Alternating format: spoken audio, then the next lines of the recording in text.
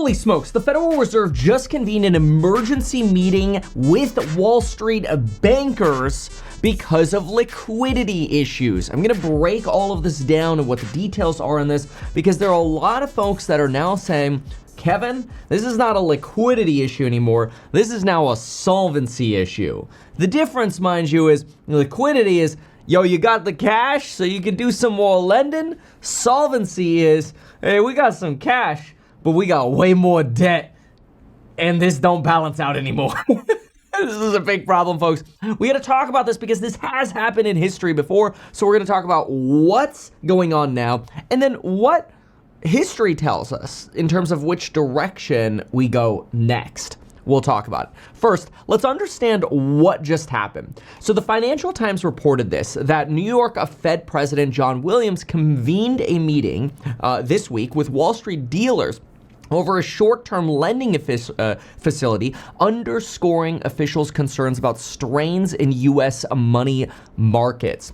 This was a hastily arranged meeting that was arranged under the cover of another Treasury market conference that was going on. So they kind of did it under the guise of another meeting. They didn't really want people to know that this was going on because, you know, the stress in the repo markets is starting to show up. And so they did end up confirming that the meeting took place. So the Fed has verified that, yes, we did have a rapidly arranged meeting that took place. And yeah, it was an emergency meeting. And what this is this all about trying to make sure that our repo facility at the Federal Reserve functions. Now, that doesn't mean much for us as individual investors until it does. And that's really what we're going to spend time talking about.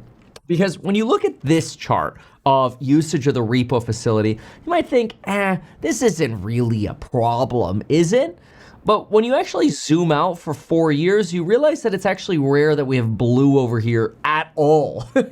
Sure, it's not near some of the peak levels that we saw, like at the end of last month, which could have been end of month rebalancing, or normal sort of end of the month of funding. But then again, you know, you don't see that in any of these other end of months.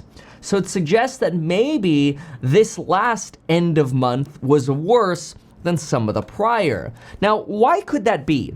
Well, it could potentially be because we've seen a lot of credit stress in just the last 60 days. Let me just remind you really quick as a summary of what's happened in literally the last 65-ish days now. September 10th, Tricolor goes bankrupt after JP Morgan rug pulls them on a $700 million line of credit. Now, obviously, the immigration situation didn't help. Maybe that company was just fraudulent. Maybe it was just that company that sucked. You know, they did no credit loans for autos, right? But JP Morgan took a $170 million haircut on this. Then, on September 28th, First Brands collapsed after receivables fraud, which is really interesting because the company that was auditing First Brands was fined for failing to identify similar receivables issues.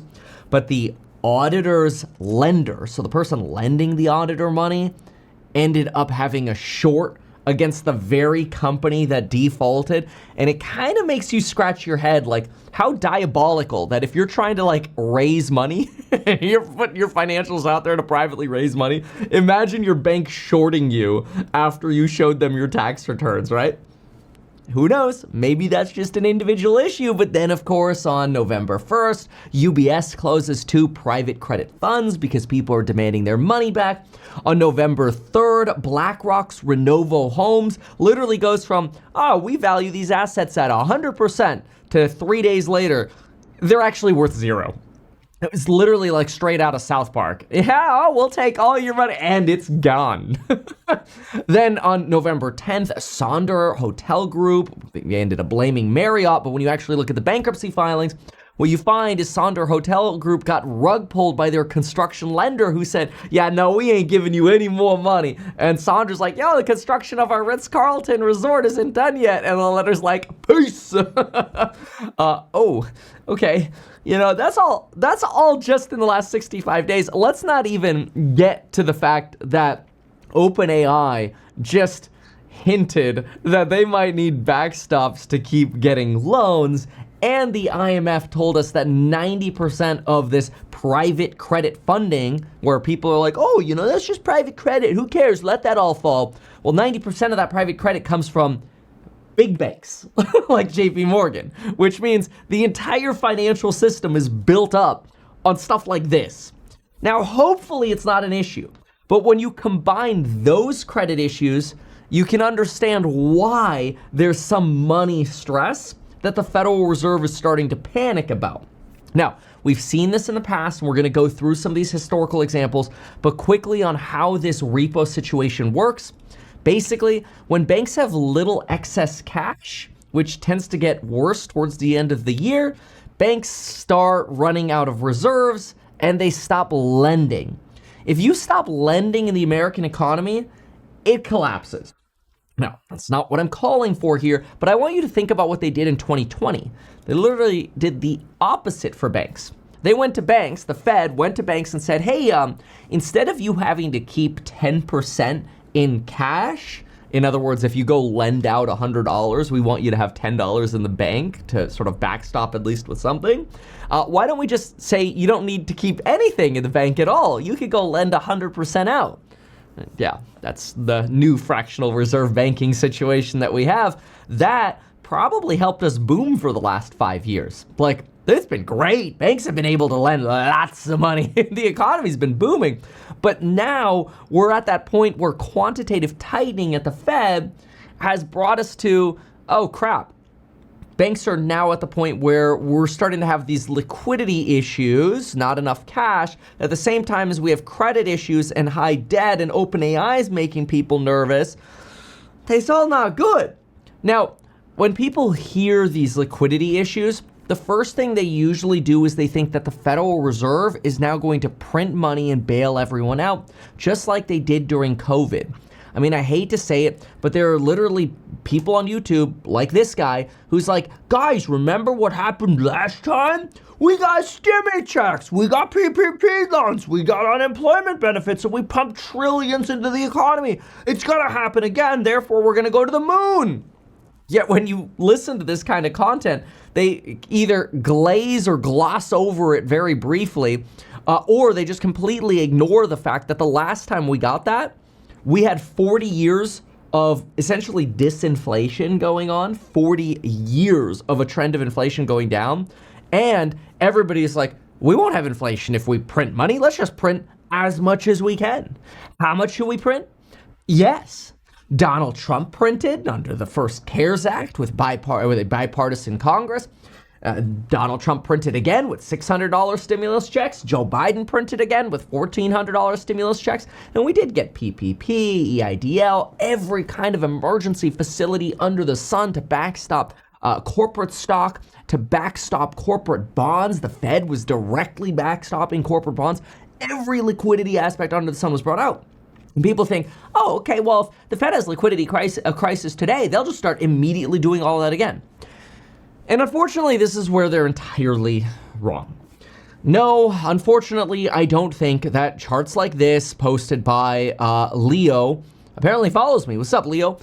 Leo posts this chart mostly because he has a price target on Ethereum of like $30,000 to $80,000. But anyway, he's like, see, the last time the Fed had to end QT because all of a sudden we had liquidity stress and we had these emergency meetings, look how much they printed after that.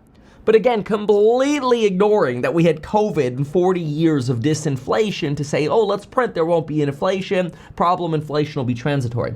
Now, you have a totally different situation.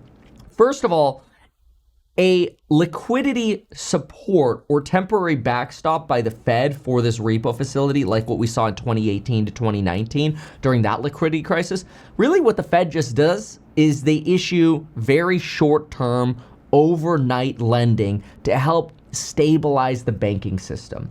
That's really all they do. This is not long-term liquidity. This is not stimulus. This is not pumping money into the economy. So this idea that the Fed's going to end QT is going to all of a sudden be massively stimulative is misplaced. Now, if there's some kind of shock, the big thing that most people miss is that the Federal Reserve and Congress, remember in 2020, they worked in concert together. Congress is like, we'll spend it if you print it. And the Fed's like, yep, we got the message loud and clear. The problem is people forget of how humanity works. If right now we have any kind of issue where we actually have to provide quantitative easing with the Federal Reserve, we will have the Federal Reserve and Congress extremely gun-shy about inflation, which is totally reasonable. They're not going to want to issue as much QE. They're going to be much slower to do so because of the deep-seated disdain for inflation that grew over the last 4 to 5 years.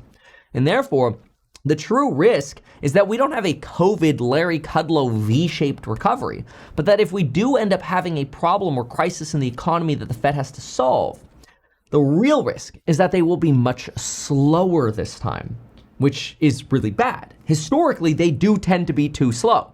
In 2008, they were way too slow. It took until February of 2009 for them to bail out markets.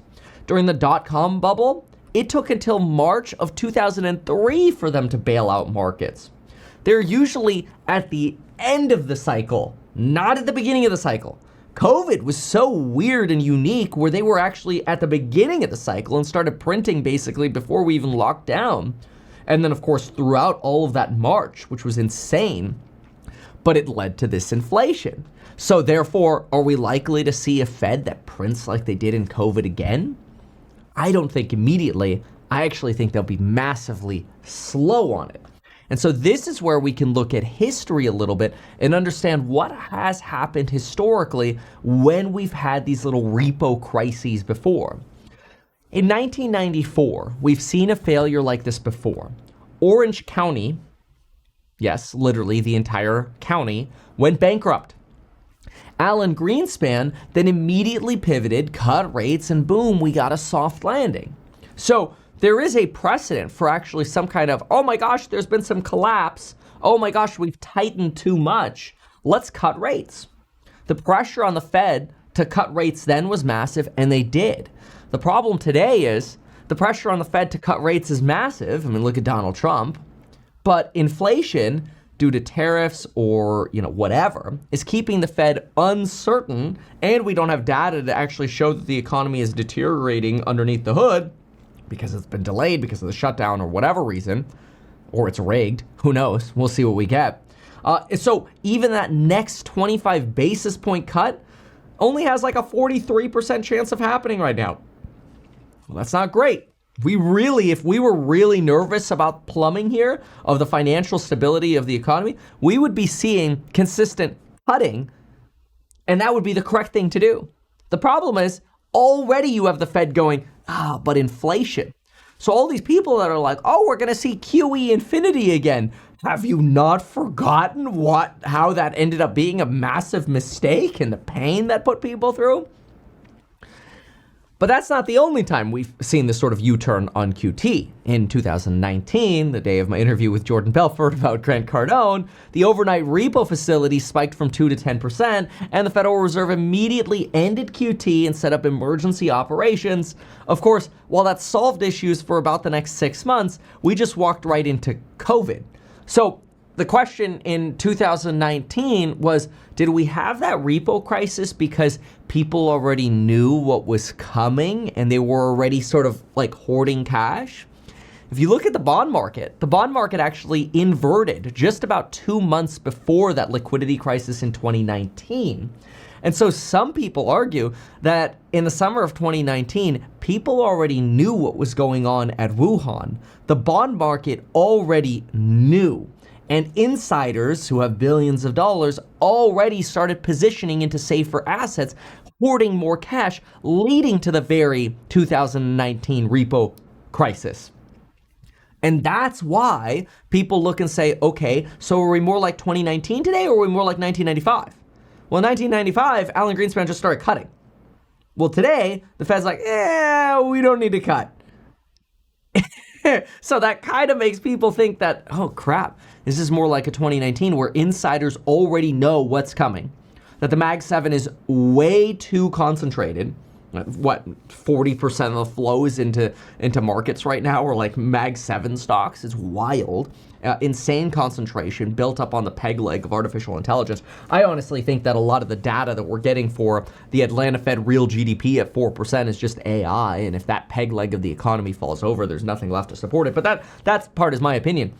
So we're not really like 1995. We might be like 2019 liquidity stress. And then is there any other example where we had this sort of repo stress? Oh, yeah, after Lehman Brothers in 2008. But that SH9T show was so large, any of the Fed's bailout facilities didn't work until, well, we had to go through a nasty recession that took about 8 months to really bottom out on. And of course, the stock market recession was even longer than that because stocks started falling well before Lehman Brothers. It just got a much more volatile shock afterwards. So this now creates some really big potential problems, but hopefully they don't, right? The best case scenario here is that jobs start coming back, no more credit crisis, we don't have any more bankruptcies, and the Fed stabilizes the repo operations through their emergency meetings, and inflation just keeps cooling. That's the best case scenario. That's the best case scenario that says, okay, buy the dip, we're going up, like just load up, who knows, maybe consumer stocks are cheap or whatever. Great, everything will be fine. The problem with this is we're seeing so much foreshadowing of real private credit risk that likely trickles over to the banking sector that we might just be a hair trigger away from a true shock. Y'all know I've mentioned many times before that the 210 Treasury spread is really your indicator for when you were shock primed. It doesn't mean that you're at the level of a shock, but anytime you're above 50, you're shock primed, like we were in 1995, but we were cutting rates and we were able to engineer the soft landing. The labor market wasn't rolling over and we weren't propped up by, one industry like AI right now. These issues are very, very different from 1995, where our labor market is collapsing. Hopefully that turns around magically. We do have an economy that's propped up by one industry, artificial intelligence, leading to massive concentration and massive valuations in the stock market, things that we didn't see in 1995. I mean, all you have to do is look at the Cape-Shiller or the Warren Buffett indicator and see where our valuations sit today relative to where they sat then. So here you go. In 1995, we sat right here, one standard deviation below the trend line of valuations. So we were cutting rates in 1995, actually setting the standard for the dot-com bubble that really then started. We were just setting the stage for this sort of run-up right here. And then, of course, when we peaked in the dot-com bubble, we were up here at 2000. You could actually argue that 1995 is probably much more like 2020, and we just set up for this big run where we are finally now at the highest level ever on the Buffett indicator for valuations.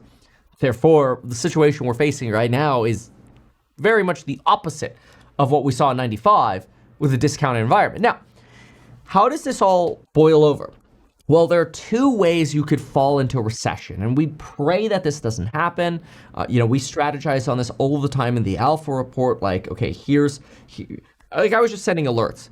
Here's what I'm selling, here's the amount that I'm selling, here's what I'm buying and the amount that I'm buying. You'll see that what I'm buying is a fraction of what I'm selling.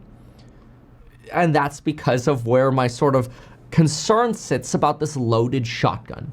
I really feel that we have this loaded shotgun, and you've got Donald Trump with, Jimmy arms almost, like, don't talk bad about my tariffs. And we're literally just that hair trigger away from some kind of collapse or shock or whatever at a big bank or a big company or a big institution or somewhere. We don't know where it'll pop up. That's why it's called a black swan. And then what happens?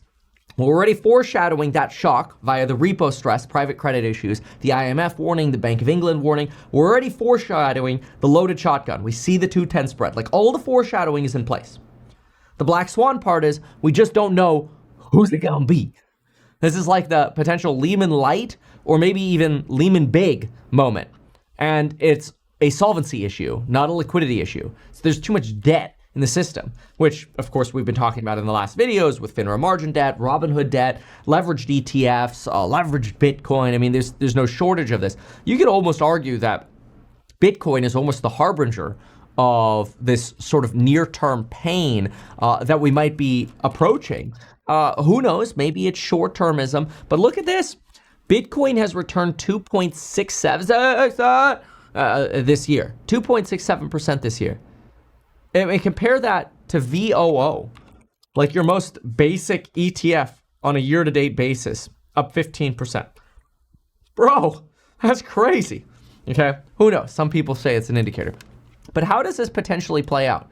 Well, here's the issue. 2 ways this plays out. Well, I guess 3 ways. There's the good way. The good way this plays out is jobs come back. Jobs come back, the credit stresses go away, the Fed stability works out, and we're gooched. Gucci gooch, okay? Then there are 2 bad ways this plays out.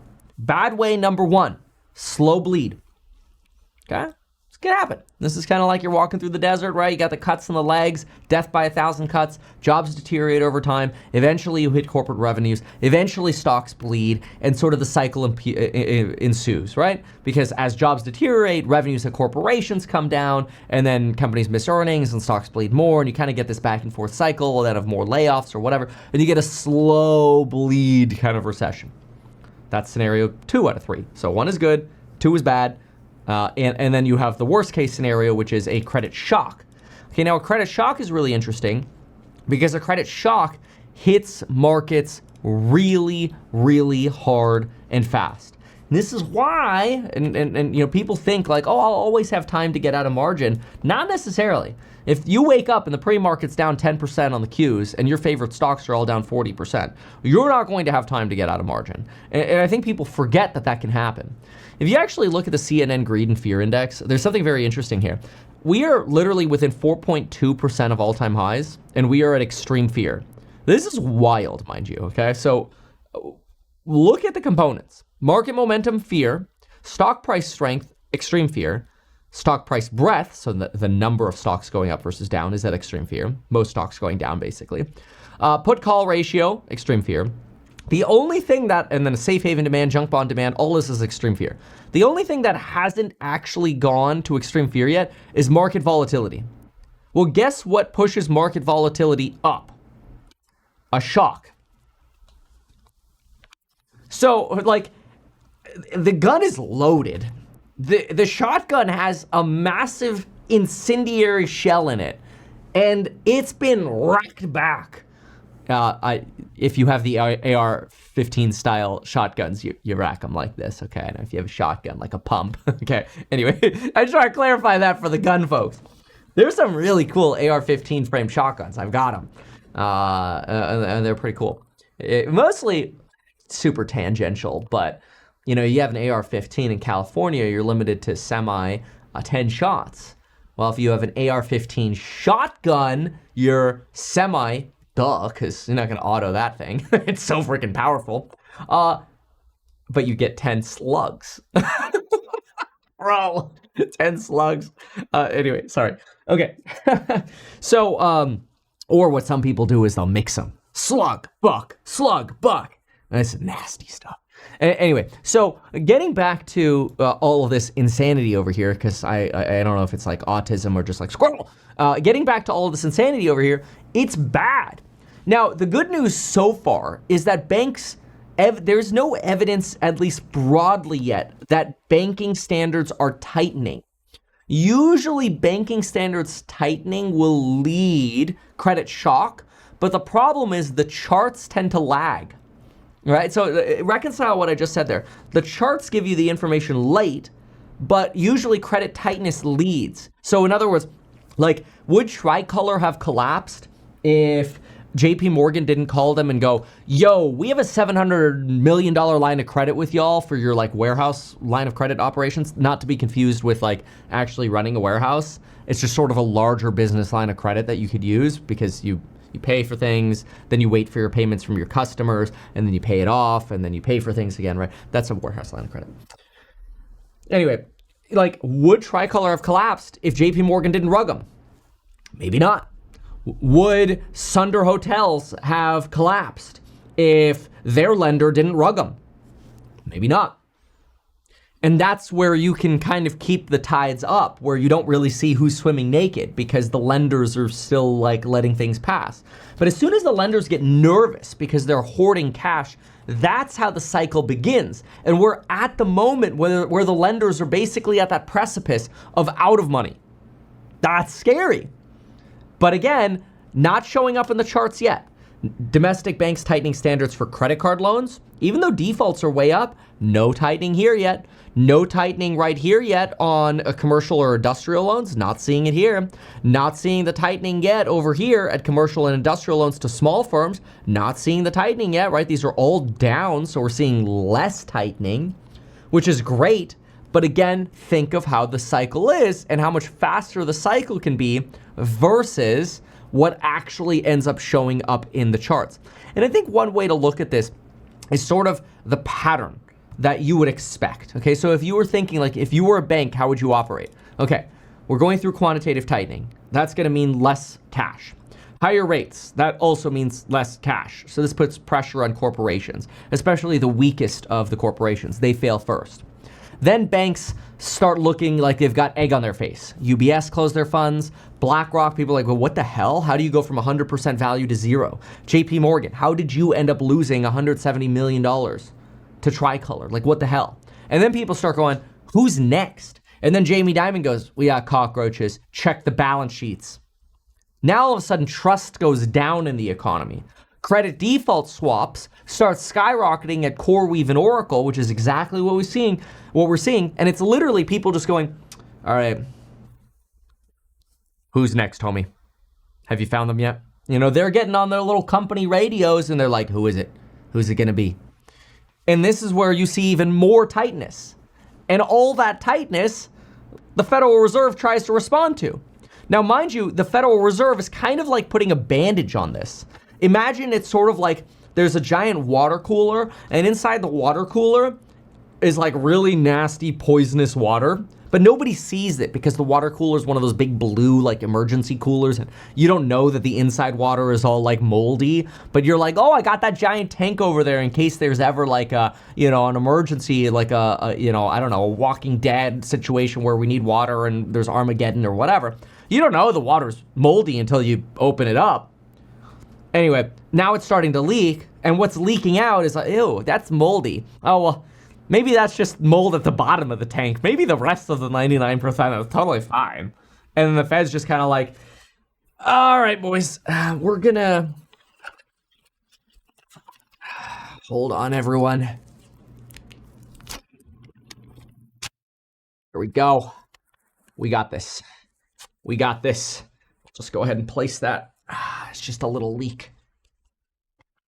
All better. All better. I'm sure it's fine.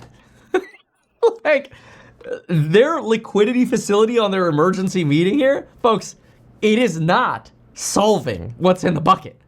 It is hoping that the bucket don't burst and all the poop comes out.